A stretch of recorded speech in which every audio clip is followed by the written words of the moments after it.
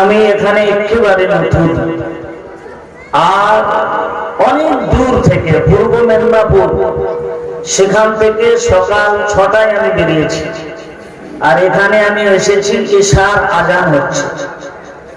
সারা দিন জার্নি, তো এত দূর থেকে এসেছি, আল্লাহ পাক পরে আবার আনবে কিনা, আপনাদের সঙ্গে সাক্ষাৎ হবে কিনা এটা জানে কে? কথা বলে না, জানে কে? আল্লাহ পাক। অতএব এত দূর থেকে নতুন মানুষ, আপনাদের কিছু নতুন নতুন কথা শোনাবো।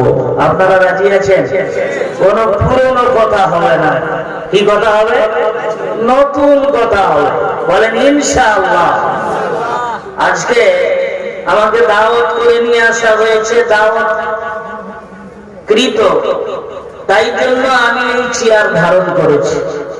এই চেয়ারে বসে আমি যতক্ষণ আপনাদের কাছে ওয়াজ নসিহত করব, বিবৃতি দেব, আলোচনা করব, ততক্ষণ আমি আপনাদের জন্য মাস্টার। আমি যদি মাস্টার হই, তাহলে আপনারা আমার জন্য কি বলেন তো? জোরে বলতে হবে কি? আরো জোরে বলতে হবে কি? ছাত্র। তাহলে আমাদের ক্লাস শুরু হলো। আমি মাস্টার, আপনারা ছাত্র। কিন্তু অনেক মাস্টারের যোগ্যতা নিয়ে বসে আছেন নিচে, হয়তো আমার জানা নেই। ওই মাস্টারের ছাত্র হবার যোগ্যতা হয়তো আমি রাখি না। যেহেতু যতক্ষণ এই চেয়ারে বসে আলোচনা করবো, ততক্ষণের জন্য আমাকে মাস্টার বলে মেনে নিতে হবে। হবে কি হবে না? আমি আপনাদের জন্য মাস্টার। এই চেয়ারে বসে যতক্ষণ আমি ওয়াজ নসিহত করব, তাকরীর করব, আলোচনা রাখবো, ততক্ষণ আমি আপনাদের জন্য ডাক্তার। আমি যদি ডাক্তার হই, তাহলে আপনারা আমার জন্য কি বলেন তো? রোগী। কি রোগী? মির্গি রোগী। কি রোগী? মির্গি রোগী। আর মির্গি রোগ যাদের হয়, তাদের দুই জায়গায় মত হয়। পানিতে ডুবে মরবে, নয় কথা বলে নয় আগুনে পুড়ে। তো আপনারা ভালো জানেন, হয় পানিতে ডুবে মরবে, নয় আগুনে পুড়ে মরবে। আজকে যে আমি আপনাদের জন্য ডাক্তার হিসাবে এসেছি, আমি কিন্তু আজকে আপনাদের জন্য মেডিসিন ডাক্তার না। মেডিসিন ডাক্তারের কাজ হলো ক্যাপসুল দেওয়া, ইনজেকশন দেওয়া, স্লাইন দেওয়া। এটা মেডিসিন ডাক্তারের কাজ। বর্তমান মুসলমানদের যা রোগ, এই রোগ মেডিসিনে সারবে? ট্যাবলেটে সারবে? ইনজেকশনে সারবে? সারবে না। আচ্ছা, যেটা ট্যাবলেট, ইনজেকশনে, স্লাইনে সারে না, ওই রোগটা সারাতে গেলে সার্জিক্যাল ডাক্তার অর্থাৎ সার্জন ডাক্তারের প্রয়োজন হয় না? হয় না? আজকে আমি আপনাদের জন্য সার্জিক্যাল ডাক্তার, তার মানে সার্জন ডাক্তার। আপনারা যতজন বসে আছে, সবকে আমি আজ চিরবো, ফাড়বো আর জুড়বো। জোরে বলুন সুবহানাল্লাহ। সুবহানাল্লাহ। চিরবো, ফাড়বো, জুড়বো। সুবহানাল্লাহ।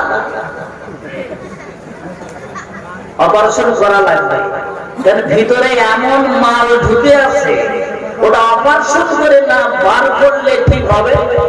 কথা বলে না, ঠিক হবে? আপনাদের পাশেই তো বাংলাদেশ। আপনারা ইউটিউবে ওয়াজ শুনেন না? বাংলাদেশের শ্রোতারা কত চমক!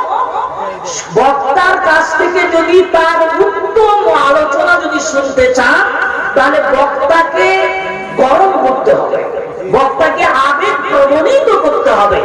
বক্তা নিজে নিজে গরম হবে না, গরম করবে কারা? আপনারা, শ্রোতারা।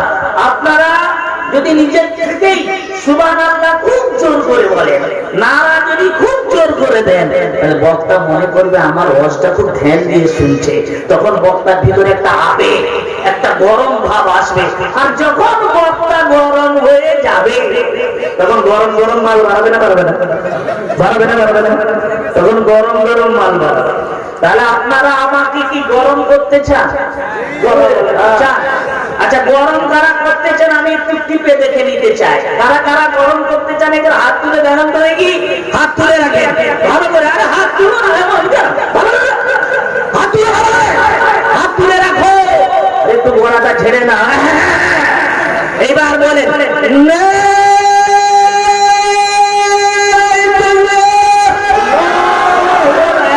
পুরুষের মতো, পুরুষের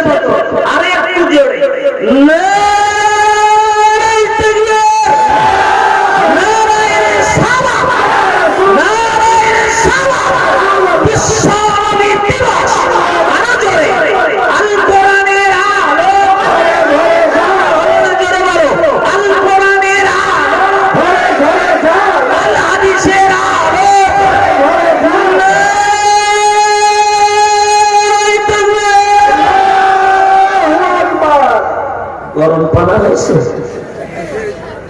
এমন গরম হয়েছে কোট তুলতে। এই সকাল পর্যন্ত হবে, রাজি আছেন? বাবা কোটও আটকে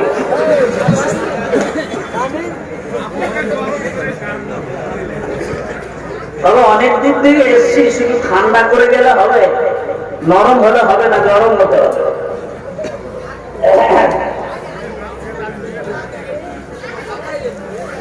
তাহলে অপারেশন হবে। আচ্ছা, শুধু আপনাদের অপারেশন করবো না, মেয়েদেরও অপারেশন করা লাগবে?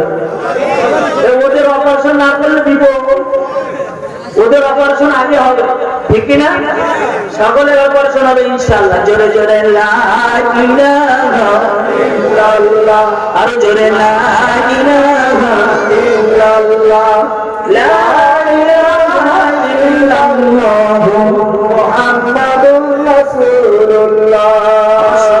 আল্লাহ আল্লাহ আল্লাহ লা ইলাহা ইল্লাল্লাহ, আল্লাহ আল্লাহ আল্লাহ লা ইলাহা ইল্লাল্লাহ। তো জোরে আল্লাহ আল্লাহ আল্লাহ লা ইলাহা ইল্লাল্লাহ, লা ইলাহা ইল্লাল্লাহ মুহাম্মাদুর রাসূলুল্লাহ।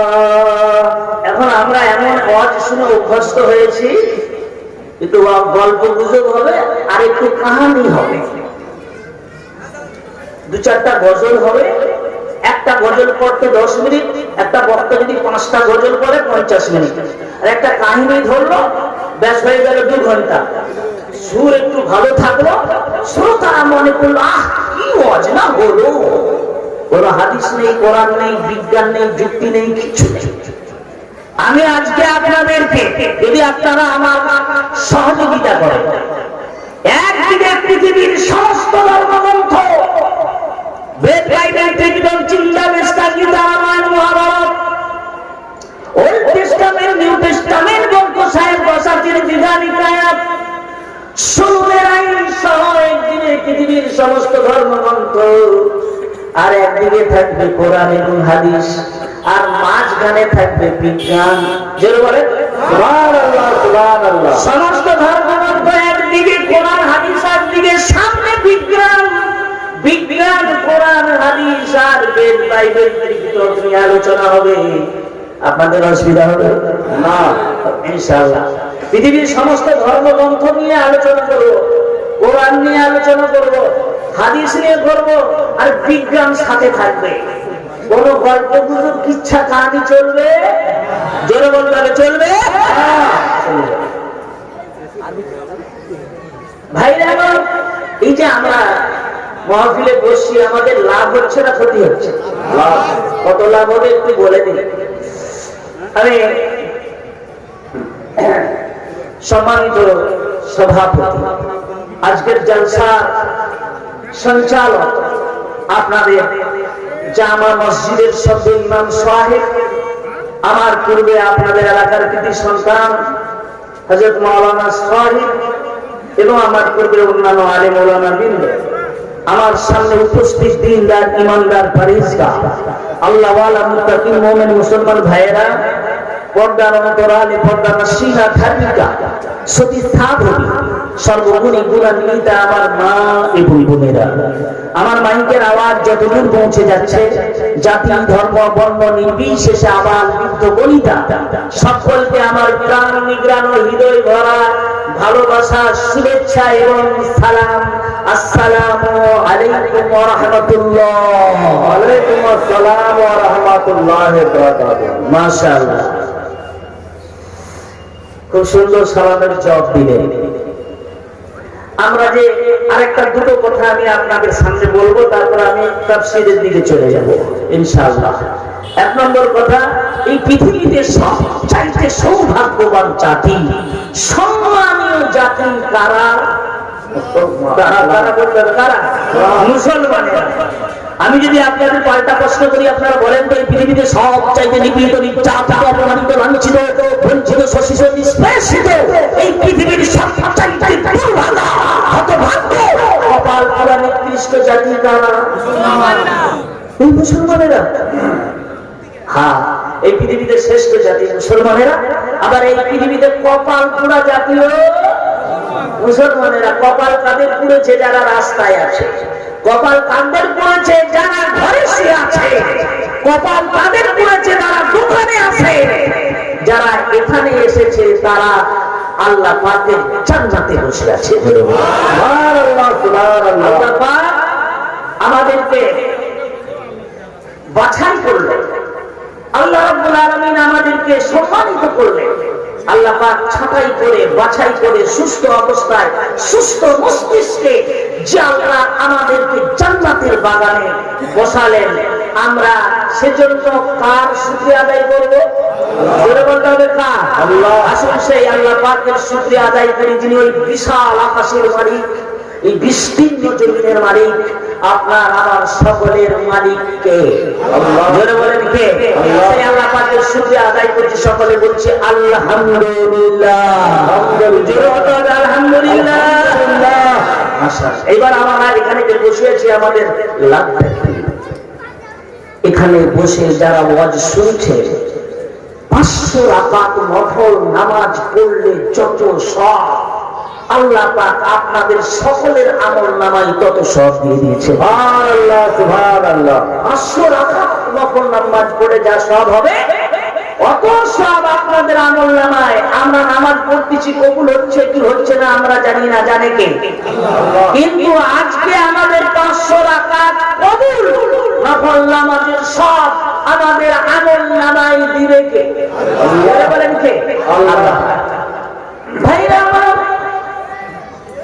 আল্লাহ রাব্বুল আলামিন কোরআনুল কারীমের মধ্যে আল্লাহ পাক জানিয়ে দিলেন, ইন্নামাল মুমিনুনা আল্লাযীনা ইযা যুকিরাল্লাহু ওয়াজিলাত কুলুবুহুম ওয়া ইযা তুলিয়াত আলাইহিম আয়াতুহু যাদাতুহুম ঈমানা ওয়া আলা রাব্বিহিম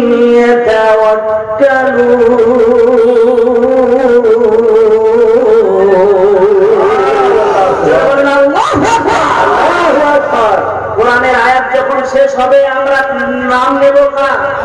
সবাই আল্লাহু আকবার বলবে। ইন্নামাল মুমিনুনা আল্লাযীনা ইযা যুকিরাল্লাহ, মুমিন বান্দাদের কোয়ালিটি, মুমিন বান্দা যারা হবে তাদের বৈশিষ্ট্য, তাদের গুণাগুণ কি হবে? আল্লাহ রাব্বুল আলামিনের আওয়াজ, আল্লাহ রাব্বুল আলামিনের প্রশংসার আওয়াজ যখন তাদের কানে পৌঁছে যায় গো, তারা ঘরে বসে থাকতে পারে না, রাস্তায় চলাফেরা করতে পারে না, তারা গল্প গুজব করতে পারে না। আল্লাহর কথা কানে শোনার সঙ্গে সঙ্গে তাদের অন্তরটা, তাদের মনটা, তাদের হৃদয়টা কাটা কবুতরের মধ্যে ছটফট করতে থাকে। বাবা, কাকড়া মাছের মতো তড়পাতে থাকে, কখন ওই জান্নাতের বাগানে যাব। তারা সমস্ত কাজ ফেলে রেখে দিয়ে জান্নাতের বাগানে এসে উপস্থিত হয়ে যায়। সুবহানাল্লাহ, সুবহানাল্লাহ। ইন্নামাল মুমিনুনা আল্লাযীনা ইযা যুকিরাল্লাহু ওয়াজিলাত কুলুবুহুম ওয়া ইযা তুলিয়াত আলাইহিম আয়াতুহু যাদাতুহুম ঈমানা। তারা যখন সব কিছু ছেড়ে দিয়ে জান্নাতের বাগানে বসে যায়, আর তাদের সামনে যখন কোরআন তেলাওয়াত করা হয়, কোরআনের বর্ণনা তাফসীর ব্যাখ্যা করা হয়, তখন তাদের ঈমান তাজা হয়ে যায়। সুবহানাল্লাহ। তাদের ঈমানটা তাজা হয়ে যায়, পাকা পুক্ত হয়ে যায়। আমরা যে এখানে এসেছি, এখানে কেমন ভাবে বসবো, কেমন ভাবে কোরআন কোরআনের কথা শুনবো, এই সিস্টেমটা আমাদের বলে দিবে কে? আল্লাহ। বলেন কে? আল্লাহ। আমরা দাঁড়িয়ে শুনবো না বসে শুনবো? শুনতে শুনতে কারোর সঙ্গে কথা বলবো, গল্প গুজব করবো না ধীর স্থিরে শুনবো? এ সব সিস্টেম পদ্ধতি আমাদের বলে দিবেন কে? আল্লাহ। আল্লাহ বলে দিচ্ছেন, শুনে ওয়াইদা ক্বারাতাল কুরআন ফাসতামিউ লাহু ওয়া আনসিতু লা'আল্লাকুম তুরহামুন।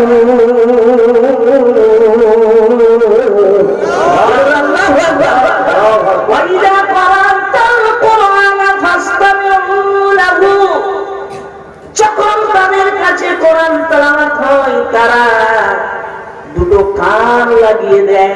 সুবহানাল্লাহ বলে, সুবহানাল্লাহ, কান লাগিয়ে দেয় আর তারা ধীর স্থির ভাবে চুপচাপ করে বসে যায়। আল্লাহ রাব্বুল আলামিন বলেন, তারা যখন এই সিস্টেম ফলো করে, তারা যখন চুপচাপ বসে যায়, দুটো কান লাগিয়ে যখন তারা শুনে, আমি তখন কি করি? আল্লাহ, আমি কি করি? শুনো, লাআল্লাকুম তুরহামুন, আমি আল্লাহ পাক তাদের জন্য রহমত বর্ষণ করি। সুবহানাল্লাহ, সুবহানাল্লাহ।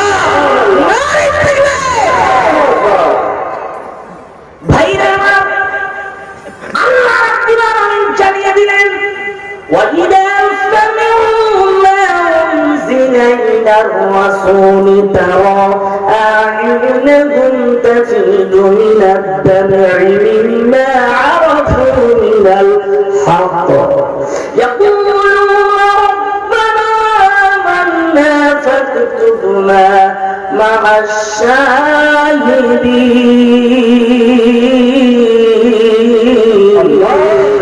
আল্লাহু আকবার। ওয়াইদা সামিউ মা উনজিলা ইলার রাসূল, রাসূলের উপরে নাযিলকৃত, রাসূলের উপরে নাযিল কি হয়েছে? কোরআন। কি হয়েছে? কোরআন। রাসূলের উপরে নাযিলকৃত কালামের আওয়াজ মুমিন বান্দার কানে যখন চলে যায়, তোমরা তাদের দিকে লক্ষ্য করে দেখবে, তাদের চোখ দিয়ে ঝরঝর ঝরঝর করে পানি বইছে। যারা আল্লাহর মুমিন বান্দা, কোরআন যখন শুনে গো, কোরআনের তেলাওয়াত, কোরআনের বর্ণনা যখন তাদের কানে পৌঁছে যায়, আল্লাহ পাকের মহব্বতে তারা থাকতে পারে না গো, তাদের চোখ দিয়ে ঝরঝর করে পানি গড়িয়ে পড়ে। সুবহানাল্লাহ, সুবহানাল্লাহ। তারা কাঁদতে থাকে আর বলতে থাকে, রব্বানা আমান্না ফাকতুবনা মা'আশ শাহিদিন। হে প্রভু, হে আমার আল্লাহ, আল্লাহ গো, আয় আল্লাহ, তুমি আমাদেরকে সাক্ষী দাতাদের তালিকায় আমাদের নামটা নথিভুক্ত করে দাও। সুবহানাল্লাহ। আমার বন্ধুরা, আমার ভাইয়েরা, আপনাদেরকে একটু হাত তুলে আমি জিজ্ঞাসা করব, আল্লাহ রাব্বুল আলামিন কোরআনের মধ্যে বলছেন, ইয়া আইয়ুহাল্লাযীনা আমানু দুখুলু ফিস-সিলমি কাফা ওয়া লা তাত্তাবিউ খুতুওয়াতিশ শাইতান ইন্নাহু লাকুম আদুউম মুবিন। আল্লাহু আকবার।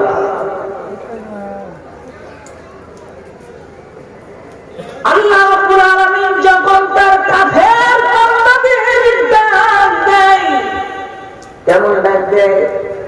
আল্লাহ পাক বলেন, ইয়া আইয়ুহাল কাফিরুন। জগৎ স্বরে আল্লাহ বলেন, ইয়া আইয়ুহাল কাফিরুন।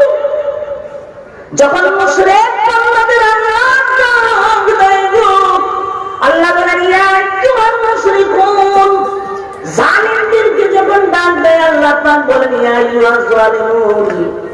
আর যখন ফাসিকদের ডাক দেয় আল্লাহ পাক ডাক দিয়ে বলেন, ইয়া আইয়ুহাল ফাসিকুন। কিন্তু আল্লাহ রাব্বুল আলামিন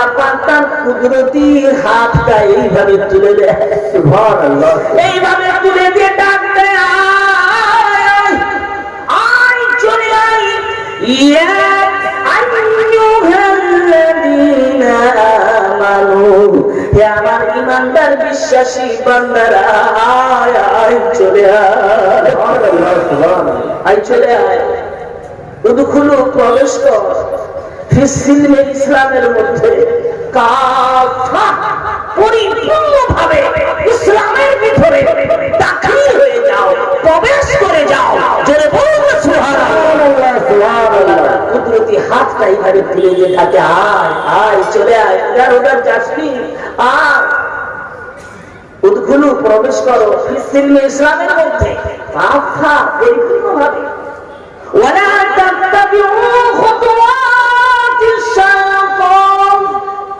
শয়তানের পদাঙ্ক অনুসরণ করো না, শয়তানের ষড়যন্ত্রের ভিতরে ঢুকে যেও না, শয়তানের কাছে যেও না, পাশে যেও না, ওয়ালা তাত্তাবিউ খুতুওয়াতিশ শাইতান ইন্নাহু লাকুম আদুউম মুবিন, আর শয়তান হলো তোমাদের প্রকাশ্য দুশমন। শয়তান কি দুশমন? দুশমন। কি দুশমন? প্রকাশ্য দুশমন। আমার বন্ধুরা, আমার ভাইরা, আমি আপনাদের কাছে বিজ্ঞান নিয়ে আলোচনা অবশ্যই করব, যদি 2 ঘন্টার জায়গায় 3 ঘন্টা হয়। টাইম দিবেন তো? কারা কারা দিবেন? হাত তুলে দেখান তো দেখি। আলহামদুলিল্লাহ।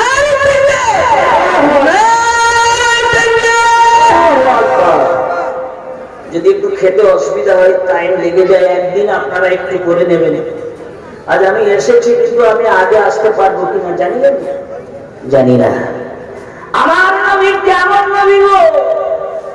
অবন্ধুরা, আমার ভাইরা, পরিপূর্ণভাবে ইসলামের মধ্যে দাখিল করতে গেলে নবীকে মানা লাগবে কি লাগবে না? বলতে হবে, লাগবে কি লাগবে না? কারা নবীকে মানেন একটু হাত তুলে দেখান তো দেখে। নবী কারা মানেন? নবী মানেন কারা? না রেখে আমরা সকলে নবী মানি। আমার বন্ধুগণ, আমার ভাইরা, কি নবী আমাদের আল্লাহ দিলেন গুরু, সেই নবীর জন্য বিজ্ঞানীরা যে পাগল পাগল হয়ে ছুটে যায়। কি নবী আমরা পেলাম? ও ভাইরা, আমরা শুধু নবী নিয়ে ঝগড়া করি, অনেকে কেউ বলে নূরের, কেউ বলে মাটি, বলে কি বলে না, কত ঝগড়া। কিন্তু বিজ্ঞানীরা কি বলেছেন জানেন? 1 নম্বরে ডাক্তারি জীবন, 2 নম্বরে সার্ভাইনিয়াম, 3 নম্বরে ডাক্তার গাছতেলি, 4 নম্বরে সিলিডার, 5 নম্বরে সার্ভেনাল নিকেলসন, 6 নম্বরে এলামেল ডিওইনসন, 7 নম্বরে ঐতিহাসিক বাডলে, 8 নম্বরে টমাস কার্লাইল, 9 নম্বরে ফরাসি প্রখ্যাত গবেষক ডাক্তার মোরে, 10 নম্বরে জার্মানের বিখ্যাত কবি এবং দার্শনিক গ্যাটে, 11 নম্বরে ফরাসির রাষ্ট্রনায়ক সমর কুশলী নেপোলিয়ন বোনাপার্ট ডেভিড আর্কি, 12 নম্বরে টিম স্টনলি, 13 নম্বরে বসওয়ার্থ স্মিথ, 14 নম্বরে সুনিতা উইলিয়াম, 15 নম্বরে নীল আর্মস্ট্রং। ও বন্ধু, এরা কি বলে জানেন? এরা এত কিছু গবেষণা করার পর কেউ গেল মঙ্গল গ্রহে, কেউ গেল চাঁদে, কেউ আপনার সমুদ্রের নিচে কি রয়েছে গবেষণা করলো, কেউ হিমালয় নিয়ে গবেষণা করলো। বাবা, এত গবেষণা করার পর কি বললেন জানেন? এরা সকলে একসাথে বলছে, মুসলমানদের নবী মুহাম্মাদের মতো এত বড় বৈজ্ঞানিক পৃথিবীতে আর একটাও না।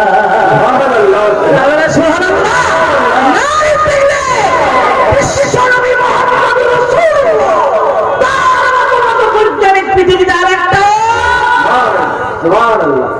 কিরম বৈজ্ঞানিক আপনারা শুনবেন তো?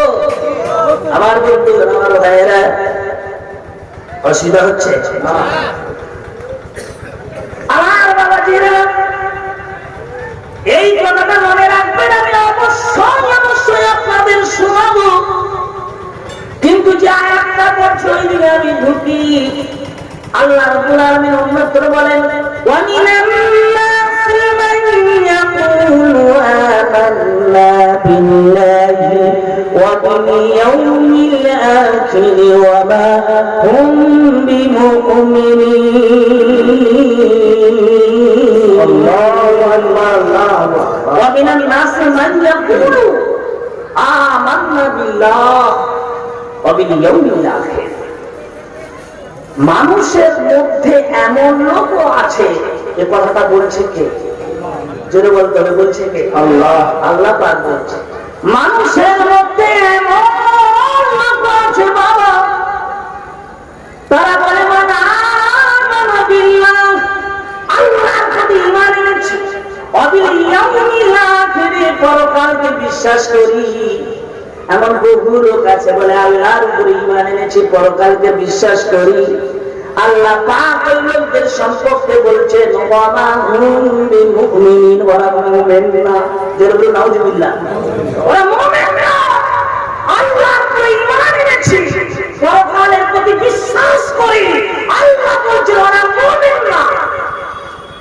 কথাটা ওজন জানেন কত আমরা আল্লাহকে বিশ্বাস করি না করি না কথা বলে করি না বিশ্বাস করি পরকালের উপরে বিশ্বাস রাখি কি রাখি না আল্লাহ বলছেন মুমিন না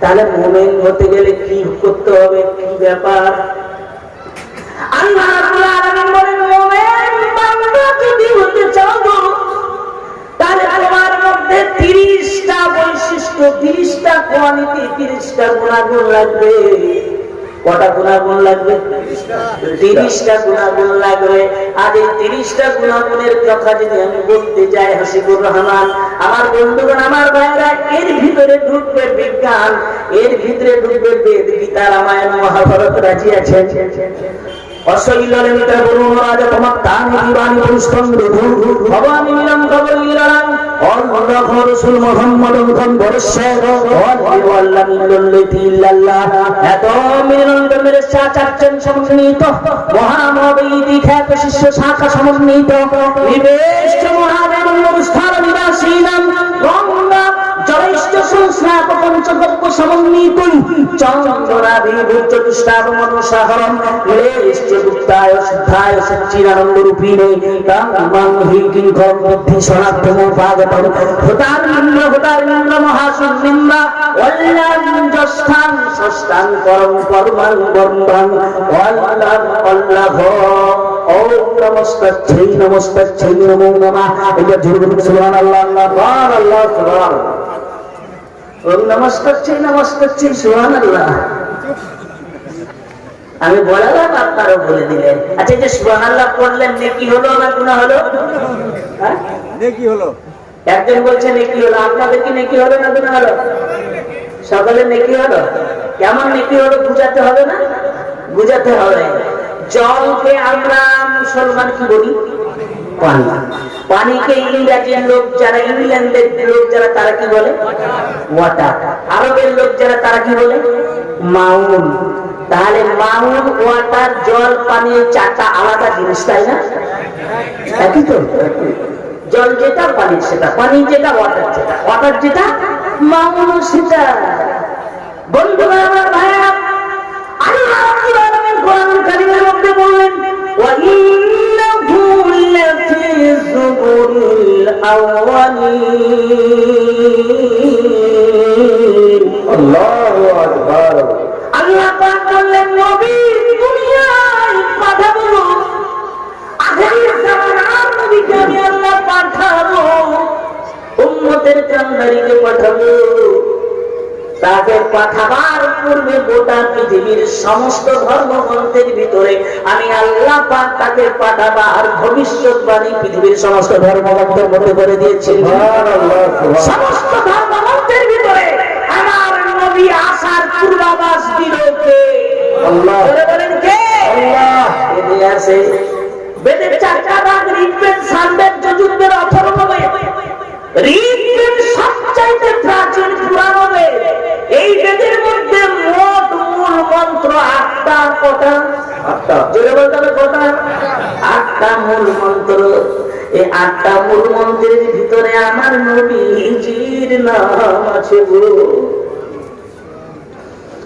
আমার নবীর নাম উচ্চারণ পর্যন্ত বাবা পৃথিবীর কোন ঋগ্বেদের পণ্ডিত ঋগ্বেদ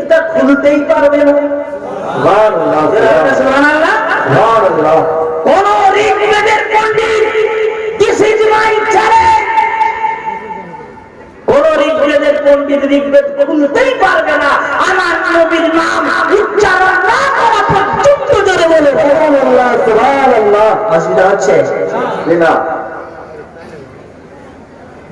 অশ্বমাসুভ মানুজ্য দেব দত্ত জগৎপতি অসীমে সাধু তমন সৈশ্চর্য গুণান্বিত যদা যদা হি ধর্মস্য গ্রামীর ভবতি ভারত ধর্ম সংস্থাত্মাত্থায় সম্ভবামি যুগে যুগে চতুর্ভি বাতুর্ভিদে করিষ্যামি পরিক্ষয় বিচরত্না সোনা করুণানো ভজে না প্রতিমূর্তি নৃপলিঙ্গচ্ছেদ দস্যুস্কটি শনির নিষ্পতি জোর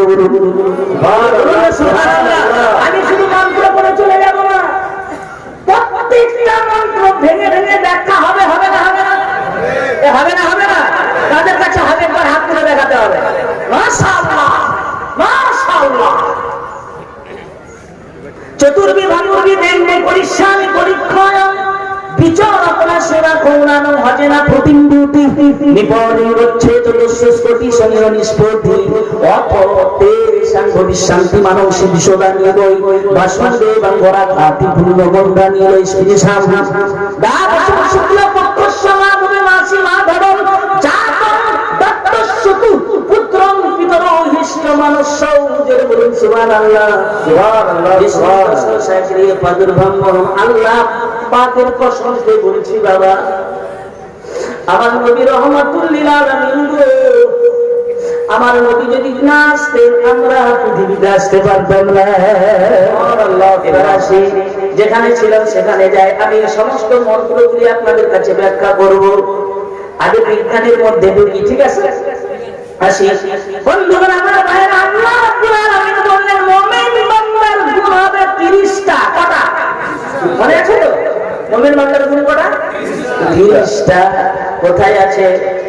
কোরআনে। চলুন, সূরা তাওবার মধ্যে 10টা, সূরা মুমিনের মধ্যে 10টা, সূরা আহজাবের মধ্যে 10টা, 330টা। ঠিক কি না? মুমিন বান্দার গুণ কটা? জোরে বলতে হবে কটা? 30টা। শুনলেন তো?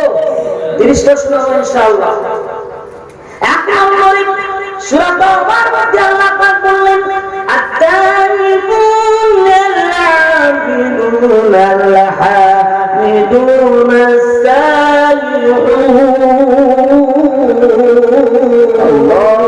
আল্লাহু আকবার। এক নম্বর গুণ হলো আত-তাইবুন।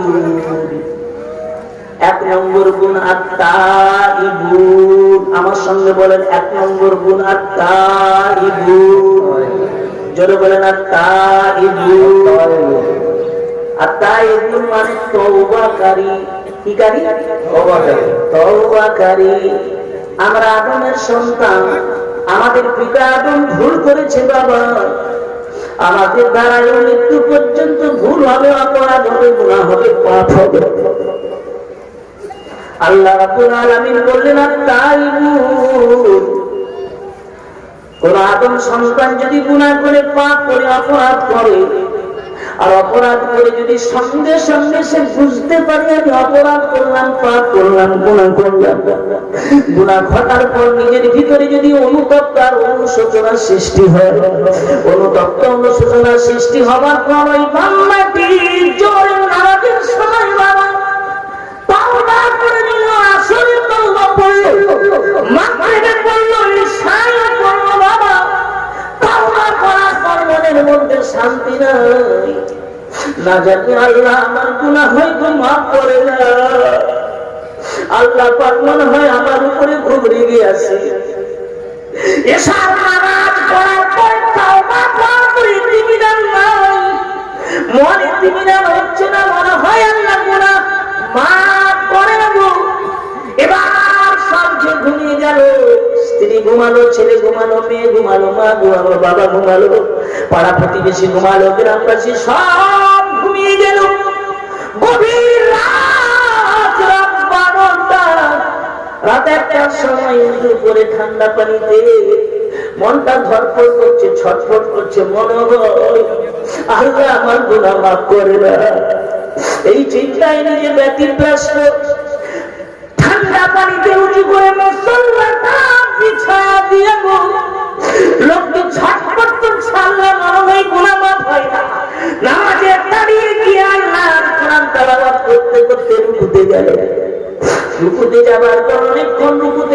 সিজদায় গিয়ে কাঁদছে, আল্লাহ আমার মাফ করে দাও। কাঁদতে কাঁদতে যখন তার চোখের পানি নাকে টাঙাই না আস্তে আস্তে গো, আমার আল্লাহ পাক বলেন বান্দা কাঁদিস না, তওবা আমি কবুল করে নিয়েছি, ধরে আমি জীবনের মতো মাফ করে দিয়েছি। আল্লাহ মাফ করে দিয়েছি। তওবাকারী ওই আমরা পাপ করবো, গুনাহ করবো, কিন্তু মুমিন বান্দা যে হবে সঙ্গে সঙ্গে পাপ করার পর তার ভিতরে ফিলিং সৃষ্টি হবে, তার ভিতরে অনুতপ্ত আসবে, তার ভিতরে অনুশোচনা আসবে, বারবার তওবা করবে, গভীর রাতে তওবা করবে, রাতে তওবা করবে, দিনে তওবা করবে। রাত দিনে তওবা করার পরে কবুল করে কে? আল্লাহ। ধরে বলেন কে? আল্লাহ। এক নম্বর হলো তওবাকারী। আচ্ছা, দুই নম্বর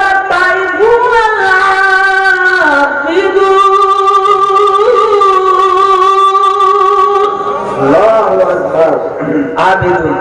আবেদুন মানে ইবাদতকারী। এবার শুনেন, এবার কান লাগান। আমি নতুন মানুষ এসছি বাবা, একটু কান লাগান। ইবাদতকারী। এবার ইবাদতকারী কারা? যারা নামাজ পড়ে তারা ইবাদতকারী কি কারি না? কথা বলেন। যারা নামাজ পড়ে তারা ইবাদতকারী না? নামাজ পড়ে ইবাদতকারী, রোজা করে ইবাদতকারী, হজ করে ইবাদতকারী, যাকাত দেয় ইবাদতকারী, দান সদকা করে ইবাদতকারী, কোরআন তেলাওয়াত করে ইবাদতকারী। আল্লাহ রাব্বুল আলামিন বলেন, ওয়া মা খালাকতুল জিন্না ওয়াল ইনসা ইল্লা লিয়াবুদুন। আমি জিন এবং ইনসানকে সৃষ্টি করেছি কেবলমাত্র আমার ইবাদত করার জন্য। প্রতিটা মুহূর্ত, প্রতিটা শেষে, প্রতিটা শ্বাসে ইবাদত হবে কার? যারা বলেন না কার? আল্লাহ। না জোহর ইবাদত, আসর ইবাদত হবে, মাগরিব ইবাদত হবে, ইশা ইবাদত হবে, ফজর হবে, আর ইবাদত হবে না। এই ইবাদত আল্লাহ চাই না। আল্লাহ পাক বলেছেন প্রতি শ্বাসে শ্বাসে, প্রতি মুহূর্তে আমার ইবাদত চাই। সুবহানাল্লাহ। এবার শুনেন ভালো করে, আল্লাহ ইবাদতকারীকে পছন্দ করেন। ওই একবার নামাজ পড়ে নিলাম, সারাদিন আল্লাহর নাম নেই, কোনো কাজ নেই, ওই ইবাদতকে আল্লাহ নেবে না। দেখো কি হলো? কোথায় যাচ্ছি বলো? এখানে আসলে আপনাদের অসুবিধা হয়নি তো? ওই একজন উঠলে আমার অসুবিধা হবে। যে প্রসাদ করার জন্য উঠবেন, এক আঙুল তুলবেন, পায়খানা করলে 2 আঙুল, আরে 3 আঙুল কিসে? ঘুম লাগলে। এটা মুসলমানেরা না খুব চালাক। পৃথিবীতে যত জাতি আছে সব জাতি চালাক জাতি। কোন জাতি? মুসলমানেরা। এখন মুসলমান কোন দিক দিয়ে চালাক বলেন তো? কিভাবে ছেড়ে নেবো, কার মেরে নেবো, কার বাঁশ দেবো, ঠিক না? ওই দিক দিয়ে চালাক মুসলমান, আর অন্য দিকে চালাক।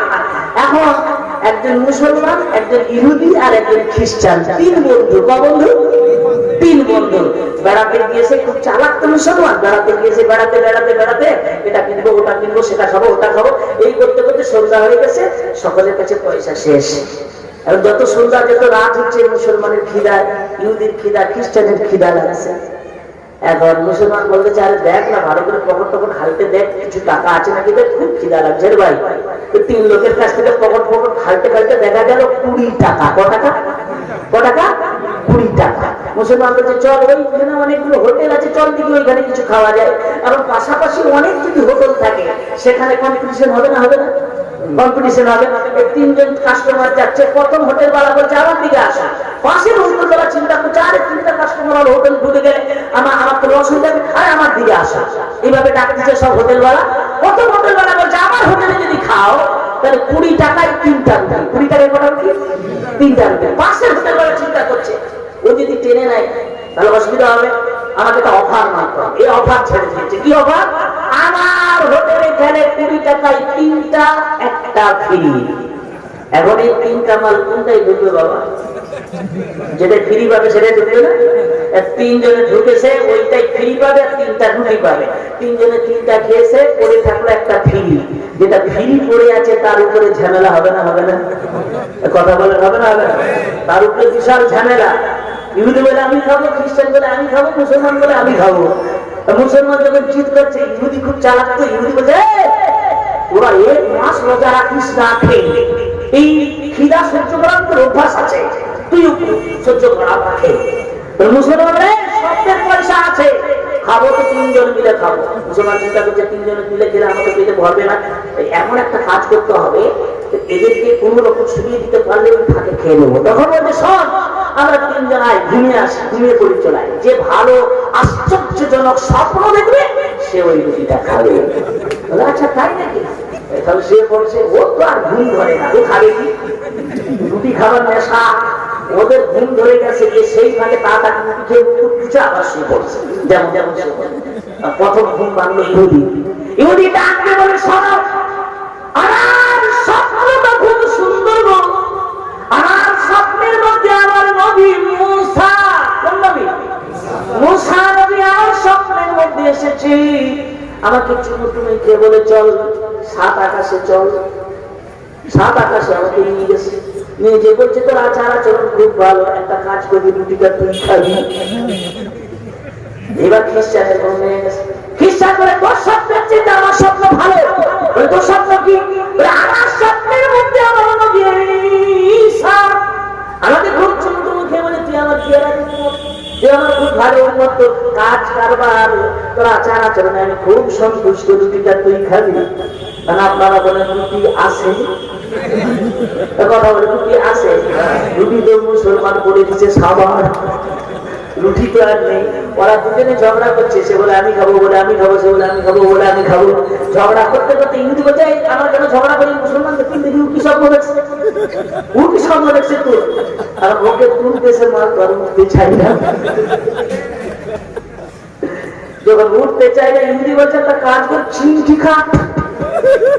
যা চিমটি খেয়েছি ধরপর করে উঠে পড়ছে, বলে আমার স্বপ্ন, সে বলে আমার স্বপ্ন, বলে আমি সব শুনছি, সব শুনছি। তোদের স্বপ্ন খুব ভালো, তোদের স্বপ্নের মধ্যে মুসা আসে, তোদের স্বপ্নের মধ্যে নবী আসে। আমার কি পড়া কপালতে আমার স্বপ্নে নবী নাই, মুসাও নাই, ঈসাও নাই, কেউ নাই। তার কি স্বপ্ন দেখছিস? বলে খুব খাতারনাক স্বপ্ন। বলে কি স্বপ্ন? বলে আমার স্বপ্নে এসেছে একটা শয়তান, ও আবার খালি হাতে এসে না, লোহার মুগুর নিয়ে এসছে, লোহার মুগুর নিয়ে এসে আমার মাথার সামনে তুলে বলে রুটি খাও, রুটি খা।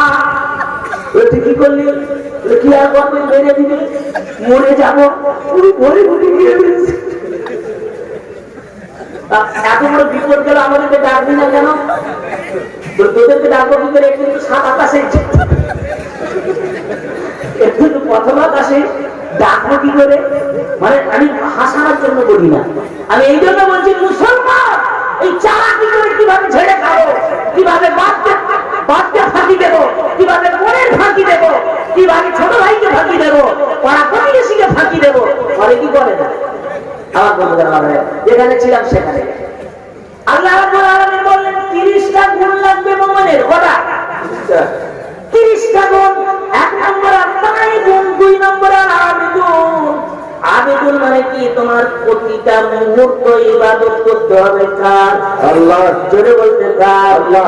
আল্লাহ মতো ইবাদত করতে হবে, নয় আল্লাহ পাক তোমার কোনো ইবাদত নেবে না। কিছুক্ষণ করবো, কিছুক্ষণ করবো না, রাতে করবো, দিনে করবো না, 2 ঘন্টা করবো, 4 ঘন্টা করবো না, এই ইবাদত আল্লাহ নেবে না।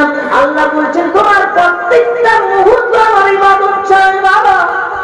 যে বলুন না সুবহানাল্লাহ। কিরকম প্রত্যেকটা মুহূর্ত ইবাদত হবে? ধরে নেন আপনার অমরপুরে একটা দোকান রয়েছে, আপনি সকালবেলা দোকান খোলার জন্য গেলেন, দোকানের শাটার তুললেন আর বললেন বিসমিল্লাহির রাহমানির রাহিম। বিসমিল্লাহির রাহমানির রাহিম বলে দোকান খুলে দিলেন। দোকান খুলে নেওয়ার পর চিন্তা করলেন, হ্যাঁ 12:30 পর্যন্ত আমি দোকানদারি করবো। আর যখন মসজিদ থেকে আজান আসবে, আজানের আওয়াজ, আশহাদু আল্লা ইলাহা ইল্লাল্লাহ,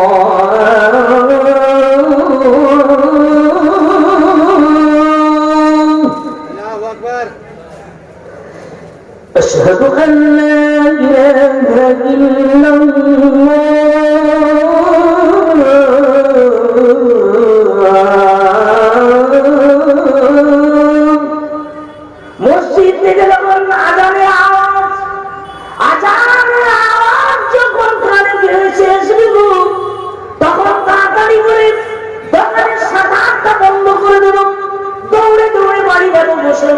সুন্দর করে পোশাক পরবো, উজু করে নামাজ পড়ার জোহরের নামাজ জামাতের সঙ্গে পড়বো, এই নিয়তটা করে ফেললেন। আল্লাহ বলেন তুমি নিয়ত করেছো নামাজ পড়বে বলে, তার মাঝখানে তুমি যে সারাদিন দোকানদারি করলে, ওই দোকানদারি করাটাও তোমার ইবাদত হয়ে গেল।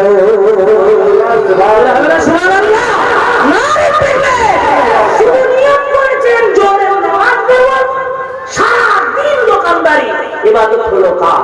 আল্লাহ। জোরে বলেন কার? আল্লাহ। আল্লাহ পাকের ইবাদত হয়ে গেল। এইভাবে আপনার পায়খানা করাটাও ইবাদত। পায়খানা করা কি ইবাদত? নামাজ পড়তে ঢুকবেন, খুব জোরে পায়খানা লেগেছে, নামাজ পড়তে গেলে আপনার পায়খানার চাপ আসবে, আপনার নামাজের মধ্যে মন থাকবে, তাই আগে আপনি না আপনার পায়খানা সারতে গেলেন, ওই যে নামাজ পড়ার আগে পায়খানা সারতে গেলেন, পায়খানা করাটাও আল্লাহ পাক তোমার জন্য ইবাদত করে কবুল করে নেয়। সুবহানাল্লাহ। ইবাদত এর বলুন না সুবহানাল্লাহ। আর তাই কুল আবিদুন আল হামিদুন, হামিদুন মানে শুকরকারী। হামিদুন মানে কি? শুকরকারী, শুকর গুজারকারী। আমরা শুকরিয়া আদায় করব কার? আল্লাহ। জোরে বলতে হবে কার? আল্লাহ। সুখে কার? সুখে কার আদায় করব? আল্লাহ। দুঃখে কার? আল্লাহ। সন্তুষ্টে কার? আল্লাহ। রোগে কার? আল্লাহ। অপারেশনের সময় কার? আল্লাহ। সুদ খাওয়ার সময় কার? সুদ খাওয়ার সময় আল্লাহ। আর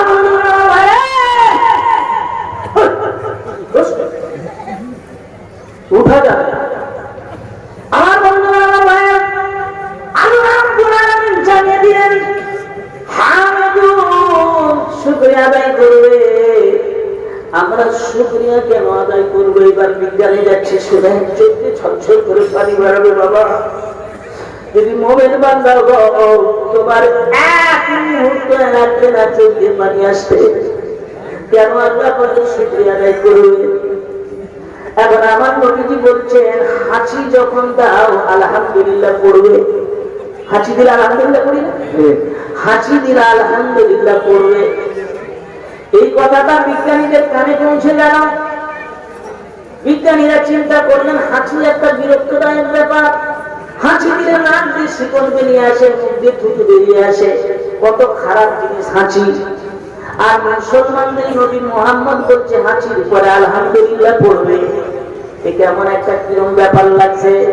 পাশে আর কিছু বৈজ্ঞানিকেরা ছিল, দুভাগে ভাগ হয়ে গেছে বৈজ্ঞানিকেরা।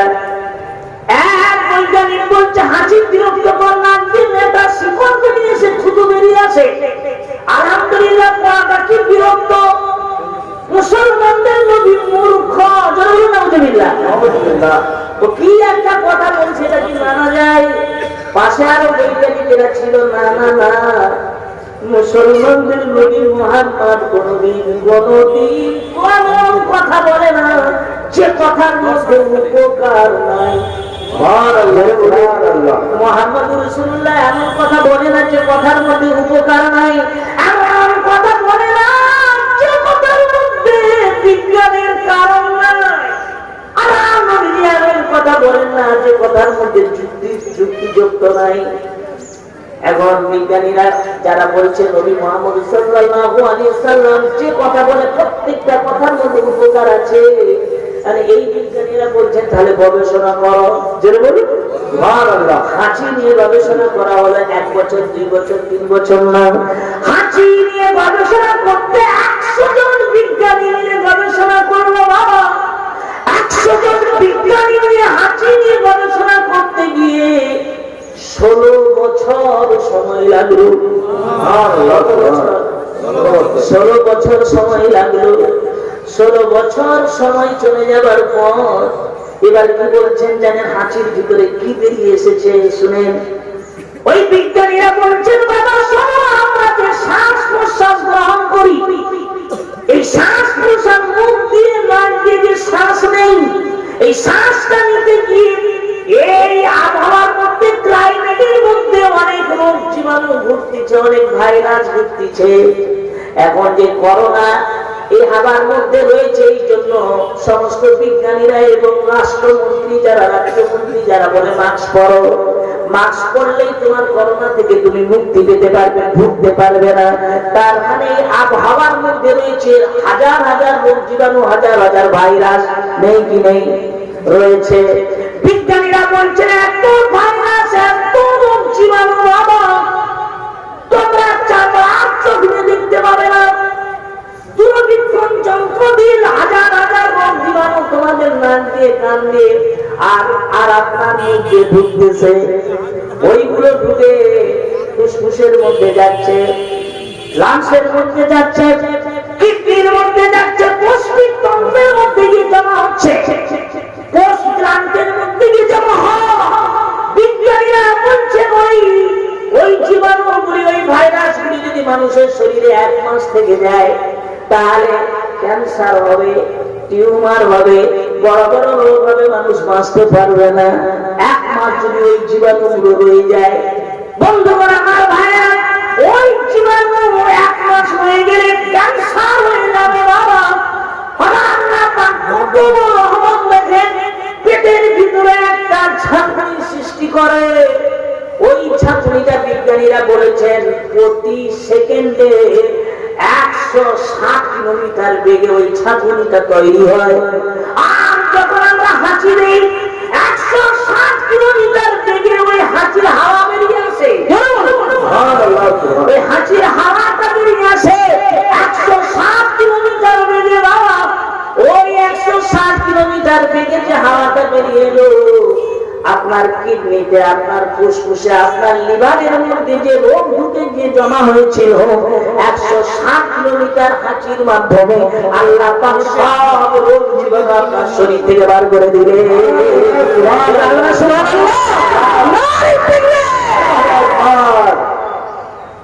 বিশ্ব নবী বলছেন আল্লাহ যে পুরো ক্লিয়ার করে দিলেন ভিতরের সব পার্টস, এর জন্য আল্লাহর শুকরিয়া আদায় করবে না, তোমরা পড়বে আলহামদুলিল্লাহ।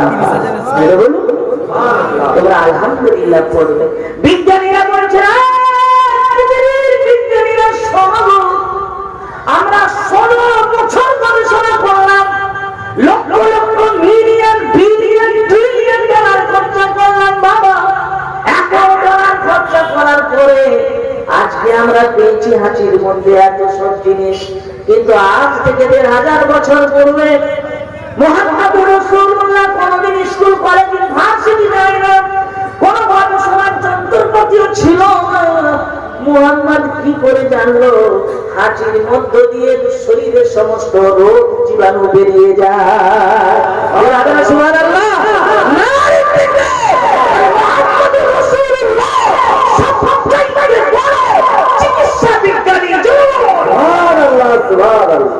অসুবিধা হচ্ছে আপনাদের? এইবার আসি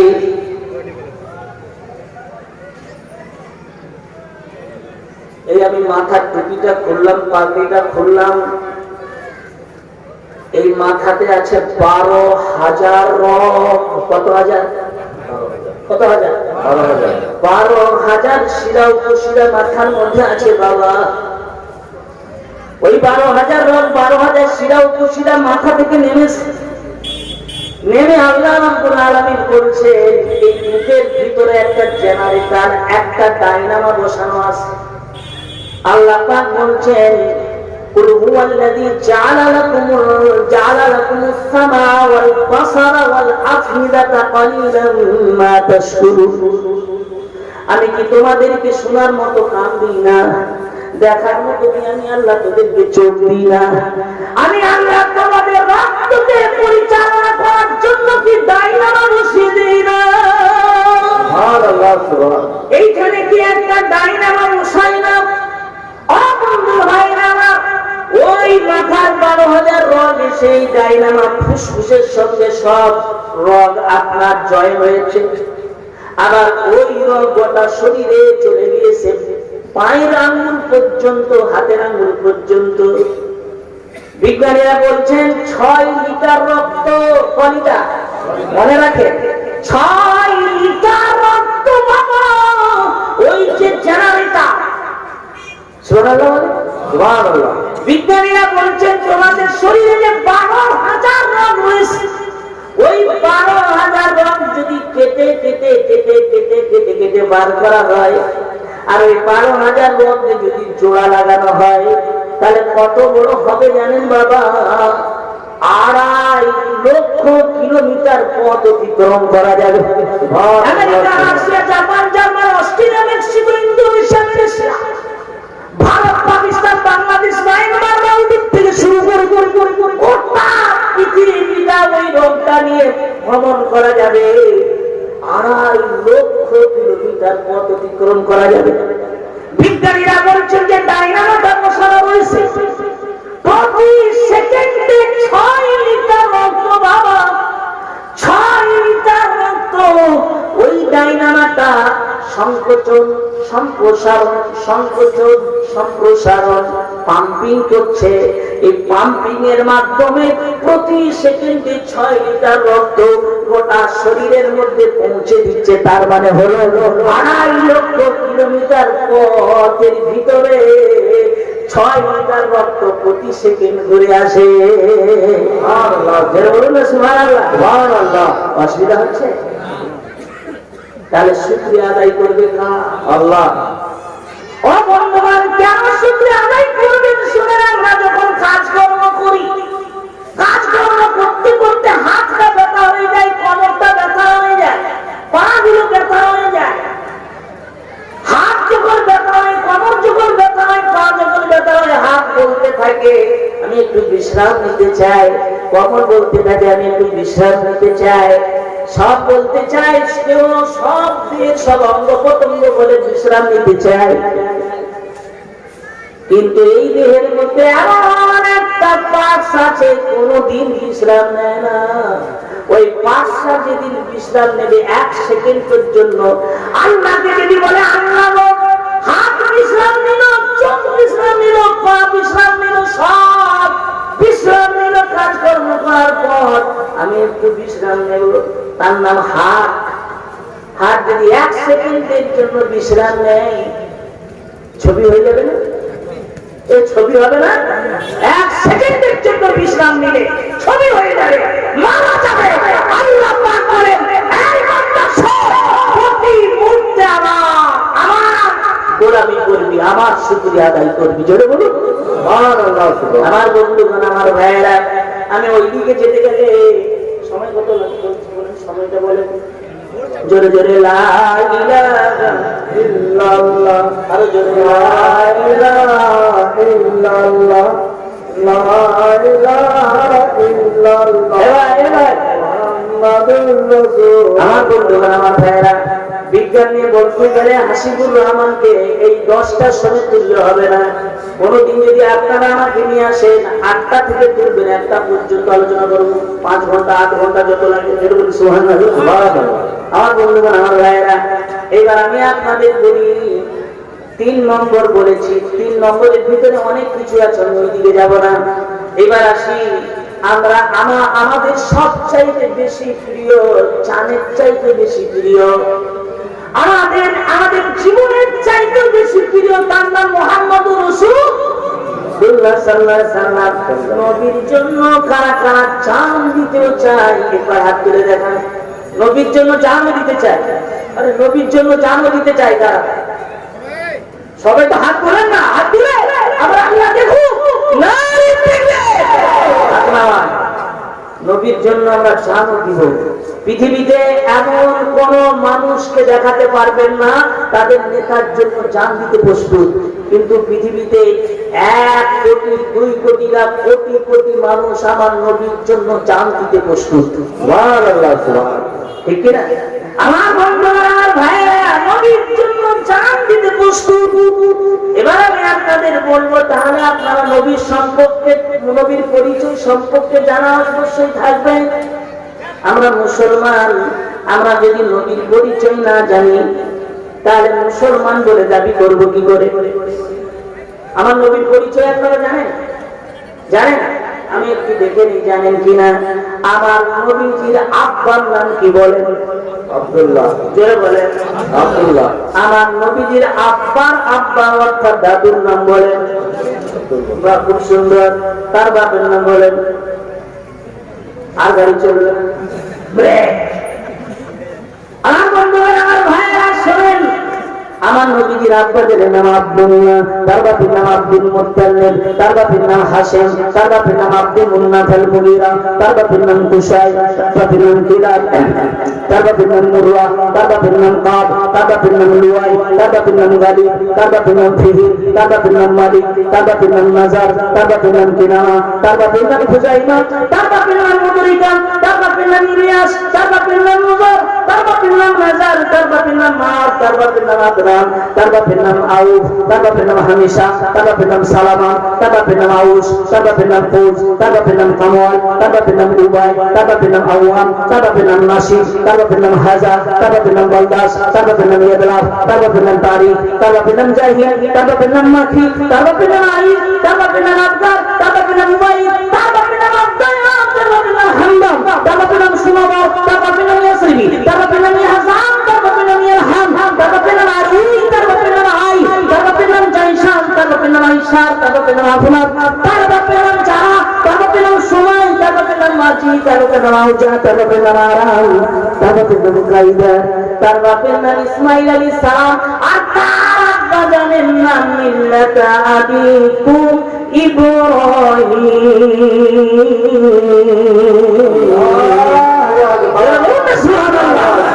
আমার নবী বললেন আমার আব্বা আব্দুল্লাহ থেকে শুরু করব, আমার আব্বা আব্দুল্লাহ থেকে শুরু করে ইব্রাহিম নবী পর্যন্ত আমার যত পিতামহ, তার বাপ তার বাপ তার বাপ, যত পিতামহ কেউ কোনদিন ব্যভিচার করে নাই।